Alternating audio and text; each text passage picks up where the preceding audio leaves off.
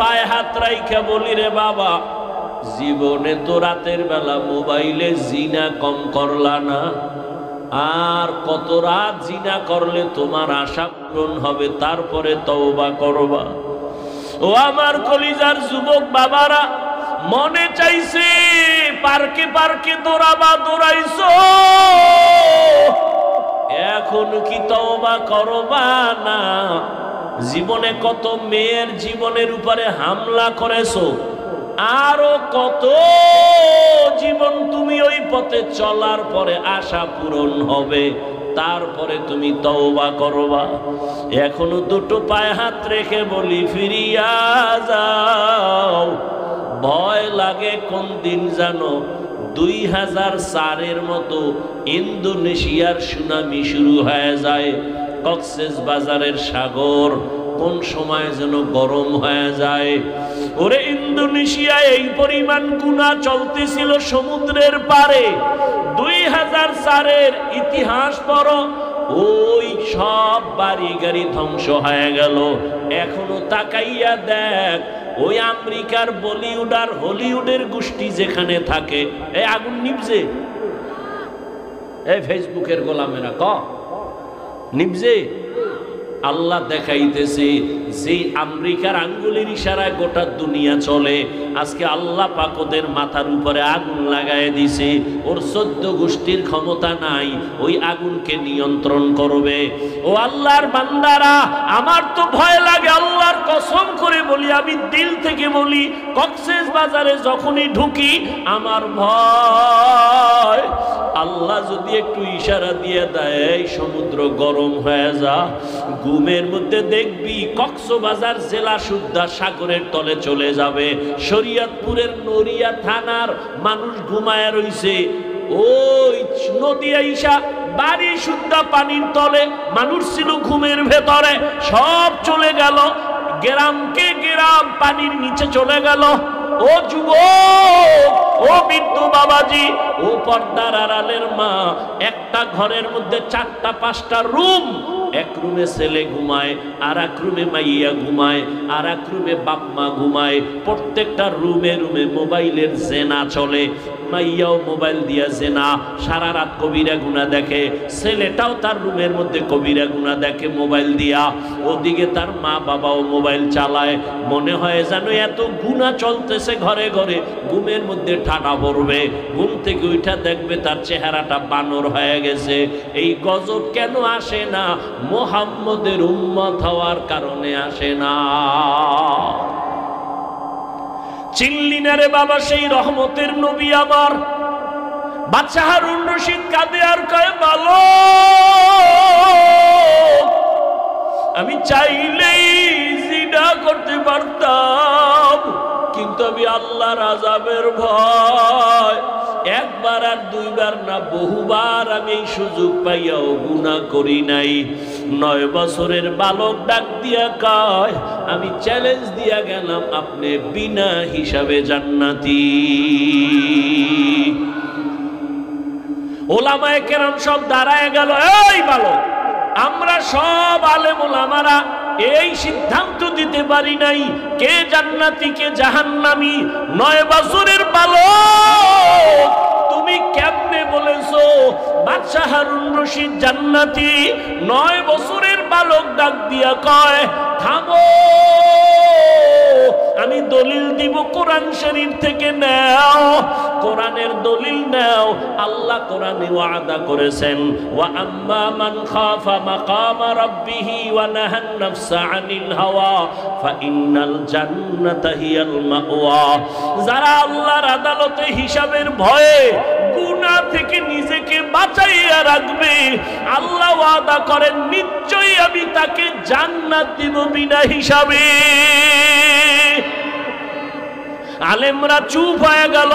এবার খুঁজলো যে এই 9 বছরের বালক এই যে কথা বলছে, এখন তার কথায় মনে হয় আমরা এতগুলো আলেম তার সামনে দুর্বল, এই বাচ্চাটা মনে হয় সবল, সাধারণ কোনো বালক না। ইতিহাস নাও, ছেলেটাকে খুঁজতে খুঁজতে খুঁজতে খুঁজতে ঠিকানা নিয়ে দেখে এটা সাধারণ কোনো বালক না, ভবিষ্যৎ। যুবক বাবারা, যদি বলো হাফিজ ভাই তোমরা ভুলে আসো আমরা ঠিক, তাহলে কোরআন হাদিস থেকে দলিল দেখায়া দাও বাস্তবে। আমি এখন দাড়ি কেটে ফেলবো, নামাজ বাদ দিয়ে তোমার লাইনে প্যান্ট শার্ট টাই লাগায় নাচ গান শুরু করব। আর যদি বলো না না আপনারা উলামায়ে কেরাম সঠিক লাইনে আছেন, আমরা শয়তানের ধোকায় পড়ে ভুলে আছি, তাহলে আমি বিনয়ের সাথে বলবো পা দুটো আগায় দাও। আমি পায়ে হাত রেখে বলবো আর দাড়ি কেটে আমার নবীরে কষ্ট দিও না, নামাজ সারি আমার আল্লাহকে কষ্ট দিও না রে বাবা। আমি যে তোমাদের সামনে কথা বলতেছি, ও আমার কলিজার যুবক, একবারও কিন্তু বলি নাই হুজুর হও, আমার মতো পাঁচকল্লি লাগাও। আমি কওমি মাদ্রাসার সন্তান, তুমিও কওমি মাদ্রাসায় যাও। আমি তাবলিগের লাইনের সন্তান, তুমি তাবলিগে যাও। আমি পীরের মুরিদ, তুমিও পীরের কাছে যাও। না হয় জাহান্নামে যাইবা, একবারও বলি নাই, বলবো না, ভয় নাই। তবে আমি কি বলবো শুনো, আল্লাহর আদালতে দাঁড়াইয়া হিসাব দেওয়ার ভয় অন্তরে জমা করে নিজেকে আদর্শওয়ালা বানাও। স্কুলে পড়ো, কলেজে পড়ো, চাকরি করো, ব্যবসা করো, কোনো বাধা নাই। ডাক্তার হও, ইঞ্জিনিয়ার হও, প্রফেসর হও, সাংবাদিক হও, উকিল হও, ওসি ডিসিএসপি হও, এমপি মন্ত্রী হও। তবে আমার জীবনের বড় দাবি যুবক বাবাদের কাছে, জীবনে বেয়াদব হইবা না। ডাক্তার হও, বেয়াদব হইও না। ইঞ্জিনিয়ার হও, বেয়াদব হইও না। বলতে পারো হাফিজ ভাই বেয়াদব হব না, তার ব্যাখ্যা কি? বলে 3 জায়গায় বেয়াদবি করবা না। জীবনে যদি গলায় ছুরিও লাগে, 3 জায়গায় বেয়াদবি যেন না হয়। যদি হয় তোমার আর আগে বিছানায় পড়ে যাবি। ভালো করে মনে রাখিও যুবক বাবারা, 1 নম্বরে মা বাবার সাথে বেয়াদবি করবা না, শিক্ষকের সাথে বেয়াদবি করবা না, 3 উলামায়ে কেরামের সাথে বেয়াদবি করবা না। মা বাবারে কষ্ট দিলে যদি বরদোয়া লেগে যায়, মরার আগে পঙ্গু হয়ে পড়ে যাবি। যদি শিক্ষকের কষ্ট দেওয়ার বরদোয়া তোর কপালে লাগে, লেখাপড়া হারিয়ে যাবি। আলেমের সাথে বেয়াদবি করে যদি কষ্ট দাও, বরদোয়া কপালে লেগে গেলে চরিত্র আর জীবনে ভালো করতে পারবা না। অতএব তুমি যত বড় ইঞ্জিনিয়ার হও না কেন, চরিত্র যদি ঠিক না থাকে, সব জায়গায় তাসলিমার মতো জুতার বাড়ি খাবি। ডাক্তার হইয়াও তোর কপালে শান্তি নাই। আর যদি সবার দোয়া নিয়ে চলো, তাহলে ডাক্তার হলে শুধু টেকনাফ না, পুরা বাংলাদেশের মধ্যে সম্মান বেড়ে যাবে। সবাই মাথায় নিয়ে সম্মান করবে। আল্লাহ পারে না? পারে না? সেজন্য তোমার চরিত্র ঠিক রাখতে হবে, নিজেকে সুস্থ রাখতে হবে। মা বাবার দোয়া, শিক্ষকের দোয়া, উলামায়ে কেরামের দোয়া লাগবে। এই সবগুলো জবাই করতেছো গজবের মোবাইল দিয়া। চরিত্র শেষ। তোমার মধ্যে আছে বলতে কিচ্ছু নাই। মোবাইল তোমাকে ধ্বংস করে ফেলেছে, তোমার খবর নেই। আছে শুধু রুহু, রুহুটা আজরাইল নিয়ে গেলে তুমিও নেই। কোরআন শরীফ মাথায় লইয়া কইল এ জাতি মানতে চাইবে না, কপাল পুরছে না। ওর মা ছাড়তে রাজি, মোবাইল ছাড়বে না। বাপ ছাড়তে রাজি, মোবাইল ছাড়বে না। খানা ছাড়বে, মোবাইল ছাড়বে না। ওর কপালে এমন পড়া পড়ছে। সারা রাত দরওয়াজা জানালা বন্ধ করে মোবাইলটা সামনে নিয়ে সারা রাত চোখের জিনা, কানের জিনা, জবানের জিনা, অন্তরের জিনা। এই মোবাইল দেখতে দেখতে দেখতে দেখতে চেহারা নষ্ট, কিডনি নষ্ট, হার্ট নষ্ট, ব্রেন দুর্বল, চোখের পাওয়ার কমছে, কানের পাওয়ার, জবানের সব কিছু দুর্বল। পরীক্ষা করো হসপিটালে গিয়া, তোমার বিশ্বাস হয় না? আজকে বাসায় যায় গুগলে সার্চ দাও, টাচ মোবাইল দেখলে অঙ্গ প্রত্যঙ্গের কি কি ক্ষতি হয়, চিকিৎসা বিজ্ঞানীরা ডিটেলস ওখানে বিস্তারিত লিখে রাখছে, দেখো। আর যার কপাল খারাপ, তো একটু আগেই বয়ান করলাম, কপাল যদি খারাপ হয়, আমার বয়ান কেন, রসুলের বয়ানও কপাল খুলবে না, এত একটু আগেই বললাম। আল্লাহ হেদায়াত দান করুন। হ্যাঁ, লেখাপড়া শেষ, চরিত্র শেষ, কিচ্ছু নাই মোবাইলের কারণে, চরিত্র নেই। এরপরও তো মানুষের একটা শখ থাকে, যে এই জিনিসটা করব করব কইরে যখন ফেলছি এবার ফিরে যাই, এরপরও ফিরবে না। জীবনে তো কম নামাজ ছাড়লা না, আর কত নামাজ ছাড়তে হবে বলো? আর কতবার নামাজ ছাড়লে তোমার আশা পূরণ হবে? তারপরে তওবা করবা। বয়ান চলতেছে, এত বয়ান এত বয়ান এত বয়ান, না খাইয়ে মানুষ বয়ান শুনে, মাটির মধ্যে বয়া রয়েছে, বালুর মধ্যে বয়ান শুনে, জানে বয়ানের পরে খাওয়ান নাই কিছু নেই, এরপরও কষ্ট করে শুনে। মানে না কেন? মানে না কেন? জানে মিথ্যা কথা বলা হারাম, চুরি করা হারাম, ডাকাতি হারাম, নাচ দেখা হারাম, গান শোনা হারাম, অন্যের ক্ষতি করা হারাম, মা বাবার হক নষ্ট করা হারাম, ভাইয়ের হক নষ্ট করা হারাম, বোনের হক নষ্ট করা হারাম, প্রতিবেশীর হক নষ্ট করা হারাম, সব জানে। মানে না কেন? আল্লাহর আদালতে দাঁড়াইয়া হিসাব দেওয়ার ভয় নাই। এই একটাই সমস্যা। একটা সন্তান যখন মা বাবাকে ভয় করে, মা বাবার সামনে অন্যায় করে না, মাইরের ভয়। একটা ছাত্র যখন শিক্ষকের ভয় করে, শাস্তির ভয়, অন্যায় করে না। ঠিক আল্লাহর কোন বান্দা যদি আসলেই আল্লাহকে ভয় করে, ওই বান্দা গলায় ছুরি লাগাবে, দাড়ির মধ্যে অস্ত্র লাগাবে না। হর কে দারত খৌফে হক দর দিল মাদাম জান্নাতুল মাওয়া দেহত উরা মাকাম জুজবা হক চি জে মখাজ ইনসোজা ফজলে উ আমস্তে দর জুমলা জাহা। বাদশাহ হারুন রশিদের নাম শুনছেন? কথা বলেন না কেন? তার স্ত্রীর নাম কি? খবর নেই, দুনিয়ার সব জানে। বাদশাহ হারুন রশিদ একদিকে বড় বুজুর্গ, অন্যদিকে রাষ্ট্রের পরিচালক, রাষ্ট্রের ইমাম, মসজিদের ইমাম। নেতা তো এমনই হওয়া উচিত, রাষ্ট্রের ইমামতি করবে, নামাজের ইমামতি করবে। আমগর নেতা খাতা এরম নেই। এখন রাষ্ট্রবাদ দিয়ে ইমামতিতে দিলে দেখবেন সেজদার থেকে নাই। কি আল্লাহ হেদায়েত দান করুন। বাদশাহ হারুন রশিদের স্ত্রী জুবায়দা খাতুন কোরআনের হাফেজা, 100 নারী তার কাজের মহিলা। এই 100 কাজের মহিলা সবাই কোরআনের হাফেজা। জুবায়দা খাতুন নিয়ত করে ফেলল, ও পর্দার আড়ালের আম্মা জানেরা, জুবায়দা খাতুন এত টাকাওয়ালা, সব পিছে ফেলে আমার আল্লাহকে ভুলেন নাই। আল্লাহর মুহাব্বত তার মূল চাবি।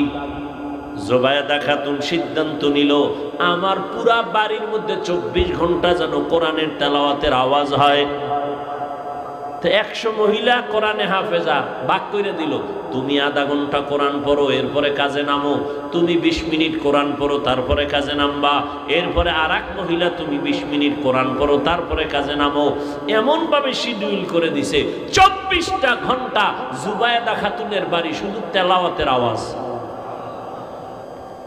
আমাদের আম্মাজানরা কি পরিমাণ করে, আপনারা কি পরিমাণ করেন? আমরাই করি না। সারাটা বছর একটা খতম দিতে পারি না, কপাল কত খারাপ।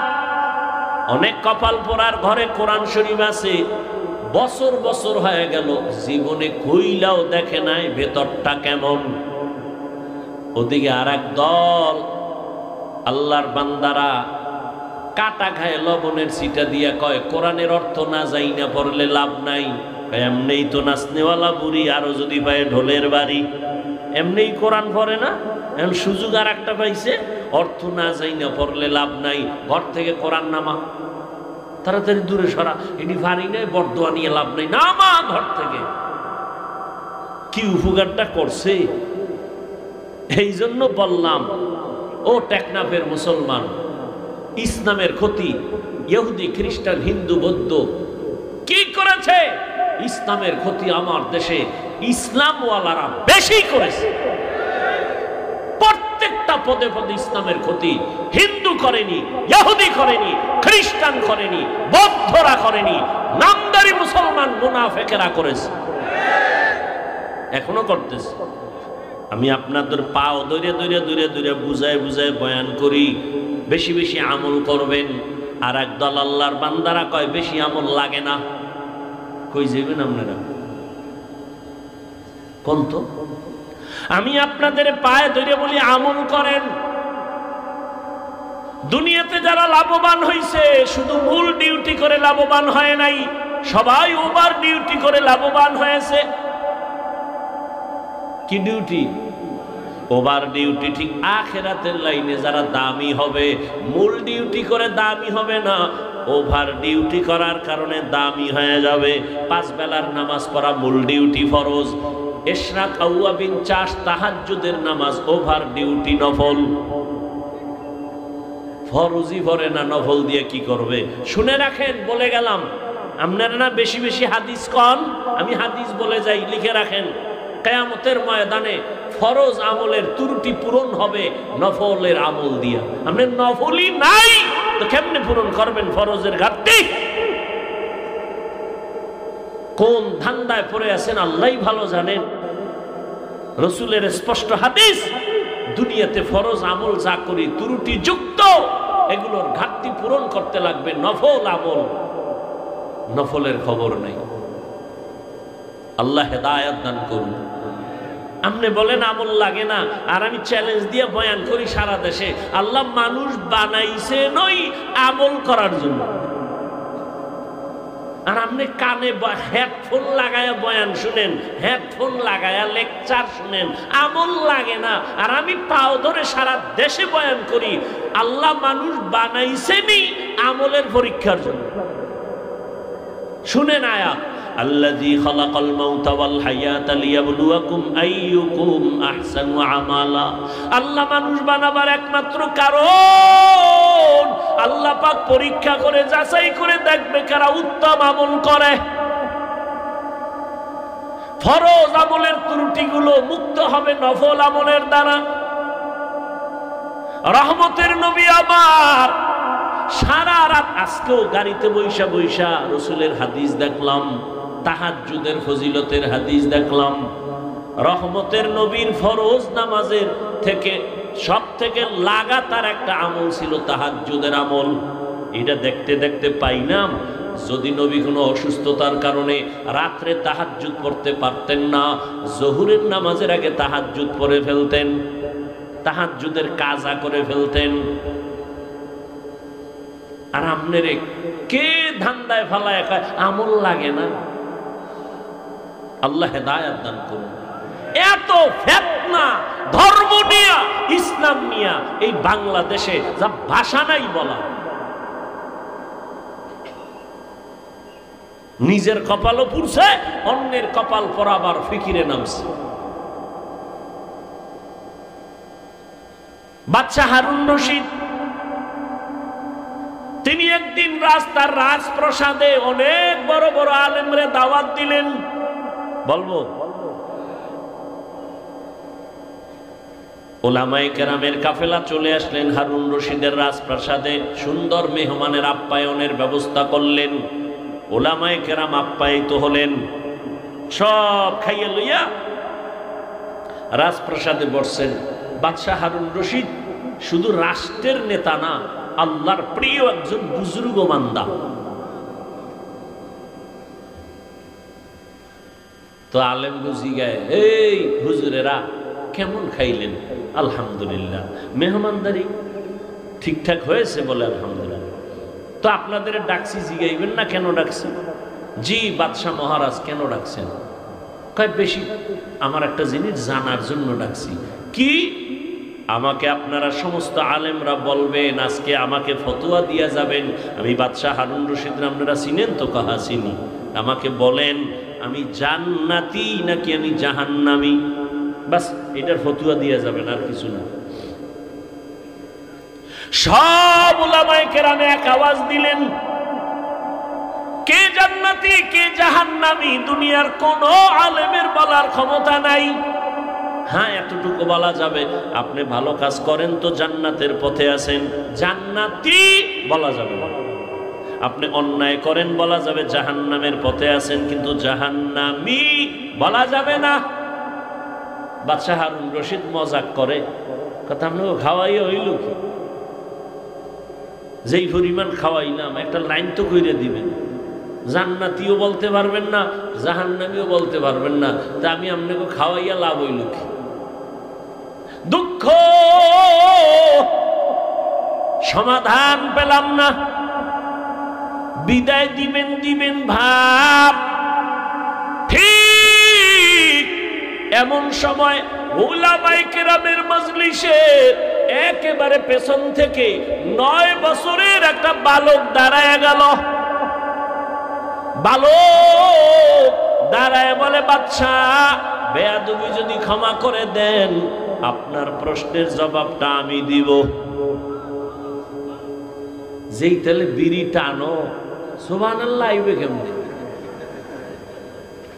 চেহারাটার দিকে তাকাইলে তো বোঝা যায়। একজনে তেঁতুল খায়, কয় এটা কেমন লাগে, কয় ঠোঁটের মিসকলে, বুঝো না? বিড়ি টানতে টানতে এই যে আগুন লাগছে থতমায়, আর জাহান্নাম পর্যন্ত ধাক্কা দিয়ে নিবে, এর আগে থামবে না এই বিড়ি করেরা। এই বিড়ি টানলে শরীরের কোনো লাভ আছে কিনা? আল্লাহর কসম, যদি একটা লাভ দেখাইতে পারো, আমি হাফিজুর রহমান আল্লাহর কসম আমি বিড়ি টানবো। একটা লাভের কথা কত? তে আকামটা কেন করো? পায়খানা ক্লিয়ার হওয়ার জন্য ক? এটাও তো একটা লাভ আছে, ক যাহা বিড়ি টানলে পায়খানা ক্লিয়ার হয়, তা আমি বিড়ি টানবো, আল্লাহর কসম আমি টানবো।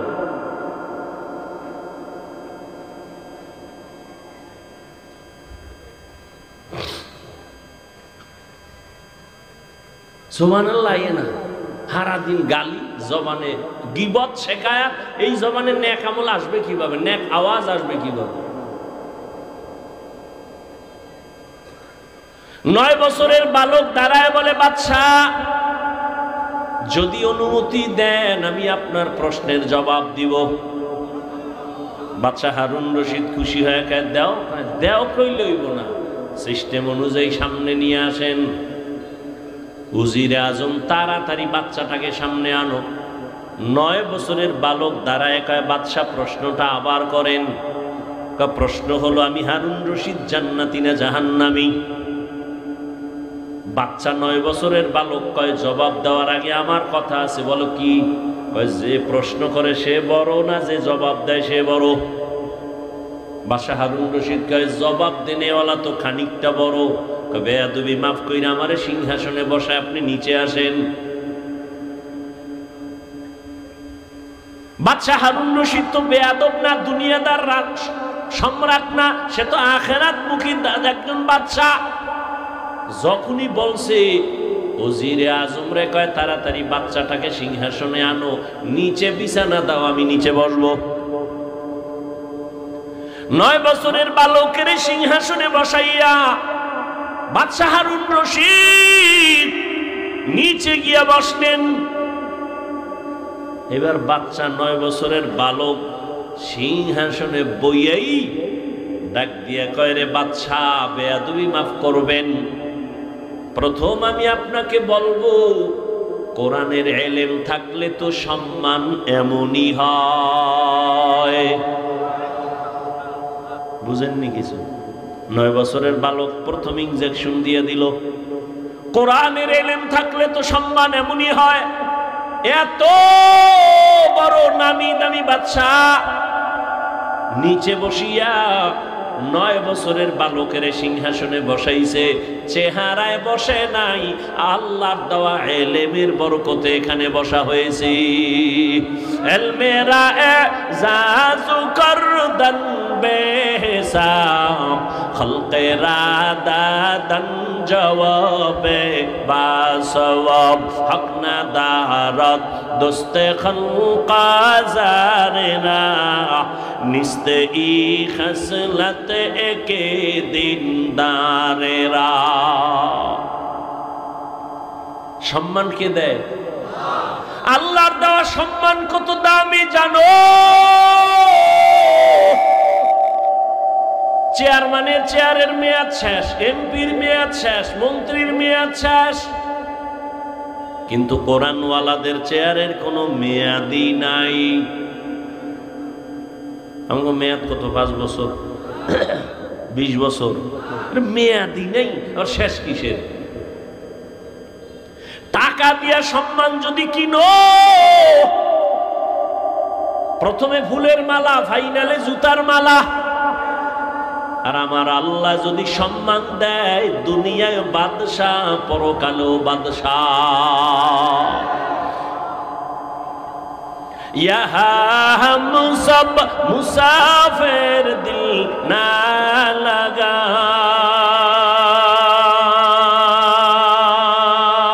अहले दिल की नजर से रूह करता जा,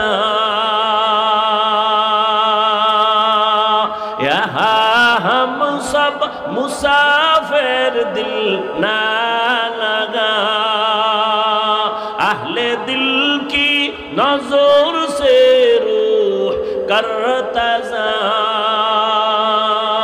शाह दौलत सब फकीर गर नेक ने है, शाह दौलत सब फकीर गर नेक ने है, जिंदगी में बंदगी तू कर नहीं, जिंदगी में बंदगी तू कर नहीं,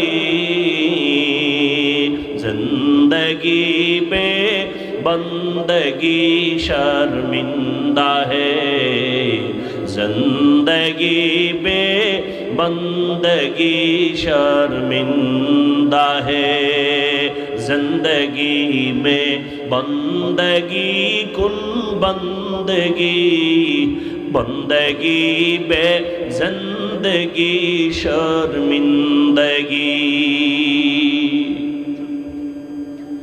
এরে আমার কলিজার যুবক বাবারা, ও বৃদ্ধ বাবাজি, ও পর্দার আড়ালের মা বোনেরা, 9 বছরের বালক সিংহাসনে বসিয়াই ভাষণ দিয়া দিল, এলেমের সম্মান তো এমনই হয়। আল্লাহ এলেমের কারণে আল্লাহ সম্মান দিছে। আমার চেহারা টেকনাফের চেয়ারে বসায় নাই।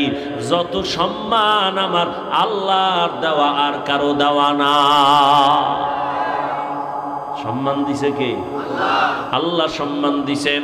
এই কারণে হাজারো মানুষ খাওয়ার চিন্তা নাই, ঘুমের চিন্তা নাই, বসার চিন্তা নাই, যে যেখানে আছে ওইভাবেই আছে, কিং কর্তব্য বিমূর হয়ে আছে, কোথায় খেয়াল নাই, কই বাড়ি, কই গাড়ি, কই টাকা, কই খাওন, কোনো চিন্তাই মাথায় চাপে না, শুধু বয়ান শুনতেছে। এটা বাবার দেওয়া না, আমার আল্লাহ তাআলার দেওয়া। আল্লাহ যাকে সম্মানিত করেন সে দুনিয়ায় বাদশা, আখিরাতেও বাদশা। এরে নবীর আশিক, ওই 9 বছরের বালক এবার ডাক দিয়া কয়, বাদশাহ আপনি প্রশ্নটা আবার করেন। বলে, আমি বাদশাহ হারুন রশিদ, বলো জান্নাতি নাকি জাহান্নামী? বাচ্চা 9 বছরের বালক ডাক দিয়া কয়, বাদশাহ আমাকে বলেন, আপনার জীবনে কোনোদিন এমন কোন সুযোগ ছিল নি কি আপনার সামনে সুন্দরী সুন্দরী রূপসী ডানা কাটা ভরি আসছে, চাইলেই জিনা করতে পারতেন, আল্লাহর আদালতে হিসাব দেওয়ার ভয় গুনাহ করেন নাই, এমন কোনো দিন আপনার জীবনে হইছে নি? বাদশাহ হারুন রশিদ চোখের পানি ছেড়ে কয়, রে বালক, এরকম একবার আর দুইবার না,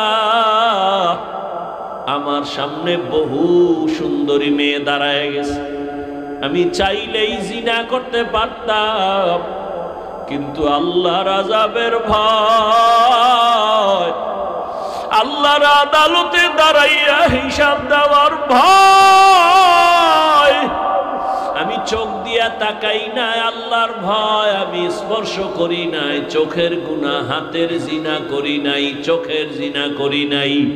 এরকম একবার না বহুবার আমার জীবনে আসছে। আমি আল্লাহর ভয়ে গুনাহ থেকে নিজেরে আটকায় রাখছি। ও আমার কলিজার যুবক, দুইটা পায়ে হাত রাইখা বলি রে বাবা, জীবনে তো রাতের বেলা মোবাইলে জিনা কম করলা না, আর কত রাত জিনা করলে তোমার আশা পূরণ হবে, তারপরে তওবা করবা। ও আমার কলিজার যুবক বাবারা, মনে চাইছে পার্কে পার্কে দৌড়াবা, দৌড়াইছো, এখন কি তওবা করবা না? জীবনে কত মেয়ের জীবনের উপরে হামলা করেছো, আরো কত জীবন তুমি ওই পথে চলার পরে আশা পূরণ হবে, তারপরে তুমি তওবা করবা। এখনো দুটো পায়ে হাত রেখে বলি, ফিরিয়া যাও। ভয় লাগে কোন দিন জানো, 2004-এর মতো ইন্দোনেশিয়ার সুনামি শুরু হয়ে যায়। কক্সেস বাজারের সাগর কোন সময় যেন গরম হয়ে যায়। ওরে ইন্দোনেশিয়ায় এই পরিমাণ গুনাহ চলতেছিল সমুদ্রের পারে। 2004-এর ইতিহাস পড়ো, ওই সব বাড়ি গাড়ি ধ্বংস হয়ে গেল। এখনো তাকাইয়া দেখ, ওই আমেরিকার বলিউড আর হলিউডের গোষ্ঠী যেখানে থাকে, এই আগুন নিভছে, এই ফেসবুকের গোলামেরা নিভছে। আল্লাহ দেখাইতেছে যে আমেরিকার আঙ্গুলের ইশারায় গোটা দুনিয়া চলে। আজকে আল্লাহ পাক ওদের মাথার উপরে আগুন লাগায় দিছে।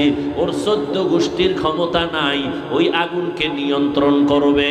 ও আল্লাহর বান্দারা, আমার তো ভয় লাগে, আল্লাহর কসম করে বলি, আমি দিল থেকে বলি, কক্সেস বাজারে যখনই ঢুকি আমার ভয়।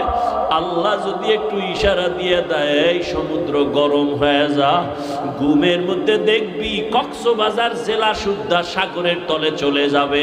শরীয়তপুরের নড়িয়া থানার মানুষ ঘুমায় রইছে, ওই নদী আইসা বাড়ি সুদ্ধা পানির তলে, মানুষ ছিল ঘুমের ভেতরে, সব চলে গেল। গ্রামকে গ্রাম পানির নিচে চলে গেল। ও যুবক, ও বৃদ্ধ বাবাজি, ও পর্দার আড়ালের মা, একটা ঘরের মধ্যে 4টা-5টা রুম। এক রুমে ছেলে ঘুমায়, আর এক রুমে মাইয়া ঘুমায়, আর এক রুমে বাপ মা ঘুমায়। প্রত্যেকটা রুমে রুমে মোবাইলের জেনা চলে। মাইয়াও মোবাইল দিয়া জেনা, সারা রাত কবিরা গুনাহ দেখে। ছেলেটাও তার রুমের মধ্যে কবিরা গুনাহ দেখে মোবাইল দিয়া। ওদিকে তার মা বাবাও মোবাইল চালায়। মনে হয় যেন এত গুনাহ চলতেছে ঘরে ঘরে, ঘুমের মধ্যে ঠাডা পড়বে। ঘুম থেকে উঠা দেখবে তার চেহারাটা বানর হয়ে গেছে। এই গজব কেন আসে না? মুহাম্মদের উম্মত হওয়ার কারণে আসে না। চিনলি না রে বাবা সেই রহমতের নবী আমার? বাচ্চা হারুন রশিদ কাঁদে আর কয়, বালক, আমি চাইলেই জিনা করতে পারতাম, কিন্তু আমি আল্লাহর আযাবের ভয়, একবার আর দুইবার না বহুবার আমি এই সুযোগ পাইয়াও গুনাহ করি নাই। 9 বছরের বালক ডাক দিয়া কয়, আমি চ্যালেঞ্জ দিয়া গেলাম, আপনি বিনা হিসাবে জান্নাতি। ওলামায়ে কেরাম সব দাঁড়ায় গেল। এই বালক, আমরা সব আলেম ওলামারা এই সিদ্ধান্ত দিতে পারি নাই কে জান্নাতি কে জাহান্নামী। 9 বছরের বালক, তুমি কেমনে বলেছো বাদশা হারুন রশিদ জান্নাতি? 9 বছরের বালক ডাক দিয়া কয়, থামো, আমি দলিল দিব কোরআন শরীফ থেকে নাও। কোরআনের দলিল নাও। আল্লাহ কোরআনে ওয়াদা করেছেন, ওয়া আম্মা মান খাফা মাকামা রাব্বিহি ওয়া নাহান নাফসা আনিল হাওয়া ফাইন্নাল জান্নাতা হিয়াল মাওয়া।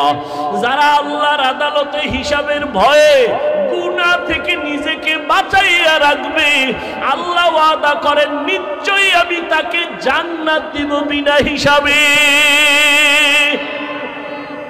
আলেমরা চুপ হয়ে গেল। এবার খুঁজলো যে এই 9 বছরের বালক এই যে কথা বলছে, এখন তার কথায় মনে হয় আমরা এতগুলো আলেম তার সামনে দুর্বল, এই বাচ্চাটা মনে হয় সবল, সাধারণ কোনো বালক না।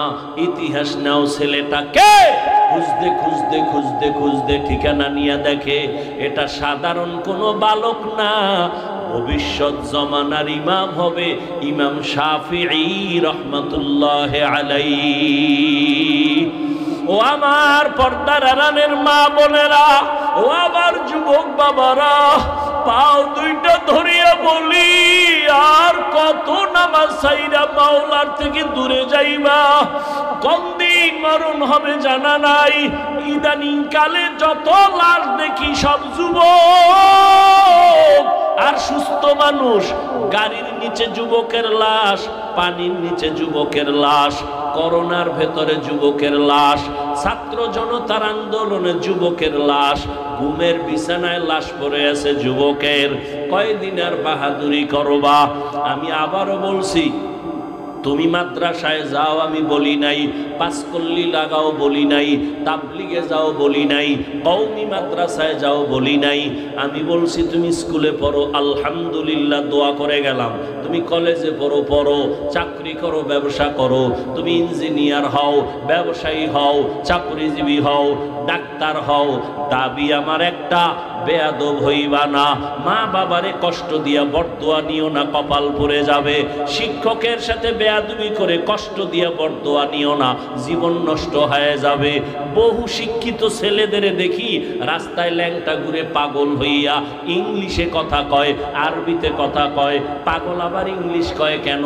ভেবে দেখলাম না আসলে এটা পাগল হওয়ার আগে ভালো ছাত্র ছিল, বেয়াদবি করার কারণে বরদোয়া লাগছে তো পাগল হয়ে গেছে। এরকম নাই। ও আল্লাহর বান্দারা, এবার একটু চোখ বুলাইয়া দেখো, তোমার মতো যুবক জীবনে মাদ্রাসায় পড়ে নাই, আলিফ বাতাও শিখে নাই, স্কুলে পড়ে, কলেজে পড়ে, চাকরি করে, ব্যবসা করে, তোমার মতো যুবক 5 ওয়াক্ত নামাজ পড়ে নেওয়ালা আসেনি? তোমার পায়ে হাত বিবেকের প্রশ্ন করো, তুমি কেন পারো না? আমি বলে গেলাম অবশ্যই তোমার কপালে কারো অভিশাপ লাগছে, কারণ তোমার মতো যুবক র্যাব, আর্মি, পুলিশ, বিডিআরের চাকরি করে, নামাজ পড়ে, তুমি কেন পারো না? তোমার মতো যুবক নদীর মধ্যে মাছ ধরে, নামাজ ছাড়ে না, রাস্তায় গাড়ি চালায়, নামাজ ছাড়ে না, বলো তুমি কেন পারো না? অবশ্যই তোমার কপালে অভিশাপ লাগছে, কারো বরদোয়া লাগছে, না হয় এইরকম পোড়া কপাল হইতে পারো না। তোমার মতো যুবক ডাক্তার, প্রফেসর, ইঞ্জিনিয়ার, 5 বেলার নামাজি অভাব নাই, তুমি কেন পারবা না রে বাবা? ও পর্দার আড়ালের আম্মা জানেরা, আপনাদের কারণেই তো সন্তান ভালো হওয়ার আশা করা যায়, কারণ গাছ ভালো হলে ফল ভালো হবে, মা বাবার আদর্শ ভালো হলে সন্তান ভালো হবে। এই দুনিয়ায় যত ভালো সন্তান আছে মায়ের অবদানের কারণে। এরে আম্মা জান, এ কারণেই তো আপনাদের সম্মান। আপনারা নবীদের মায়ের মতো মা, সাহাবায়ে কেরামদের মায়ের মতো মা, আপনারা খাদিজা রাদিয়াল্লাহু আনহার মতো নারী, ফাতিমা রাদিয়াল্লাহু আনহার মতো দামি নারী, আয়েশা রাদিয়াল্লাহু আনহার মতো দামি নারী। এরে আম্মা জান, আপনার মতো কত মা বোনেরা এখনো আছে বেপরদায় চলে না, কখনো তারা নামাজ ছাড়ে না, কখনো স্বামীর মাল নষ্ট করে না, মোবাইলে সময় নষ্ট করে না। আপনারা কেন পারবেন না? এখনো সময় আছে, তওবা করেন, আর বেপরদায় চলবেন না, নামাজ ছাড়বেন না, স্বামীর মাল খেয়ানত করবেন না, মোবাইলে সময় নষ্ট করবেন না। সন্তানটাকে আদর্শ ডাক্তার বানাবেন, আদওয়ালা ইঞ্জিনিয়ার বানাবেন, আদওয়ালা প্রফেসর বানায় যাবেন, আপনার জীবনটাও ধন্য হয়ে যাবে। এখনো সময় আছে তওবা করার। ও আমার বাবাজিরা, যুবক বাবারা, এখনো সময় আছে, তওবা করো। মনে মনে আল্লাহকে বলো, হে আল্লাহ, জীবনে তো কম দাড়ি কাটি নাই, নামাজ কম সারি নাই, বেপরদায় কম চলি নাই, মানুষের ক্ষতি কম করি নাই, আজকে থেকে তওবা করলাম, মরিয়া গেলে যাব আর নামাজ ছাড়বো না, দাড়ি কাটবো না, বেপরদায় চলবো না, মা বাবার সাথে বেয়াদবি করবো না। শিক্ষকের দোয়া নিয়া, উলামায়ে কেরামের পরামর্শ নিয়া, নবীজির আদর্শ মেনে জীবন চালাবো।